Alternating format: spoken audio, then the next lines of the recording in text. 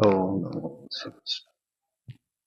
আজকের শ্লোক, লভন্তে ব্রহ্ম নির্বাণম ঋষয় ক্ষীণ কল্লসা ছিন্ন দ্বৈধা যতাত্তান সর্বভূত হিতে রতা।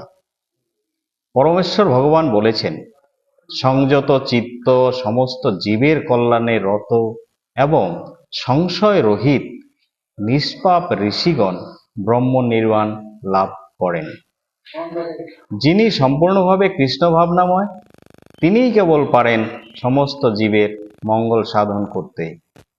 মানুষ যখন বুঝতে পারেন যে ভগবান শ্রীকৃষ্ণই হচ্ছেন সর্বকারণের কারণ, তখন যে কর্মই করুন না কেন তাতে সকলেরই মঙ্গল সাধন হয়।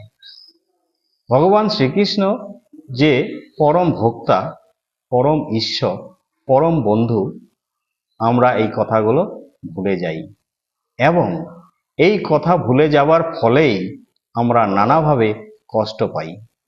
তাই সমস্ত মানবের মনে এই শ্রীকৃষ্ণ চেতনা পুনর্জাগরিত করাই হচ্ছে সবচেয়ে কল্যাণকর কর্ম।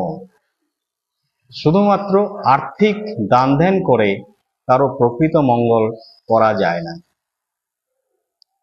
শ্রীকৃষ্ণই যে ঈশ্বর, আমাদের আরাধ্য, প্রকৃত ভক্তের মনে এ সম্পর্কে কোনরূপ সংশয় থাকে না, কারণ কৃষ্ণ ভক্ত সম্পূর্ণরূপে পাপ মুক্ত।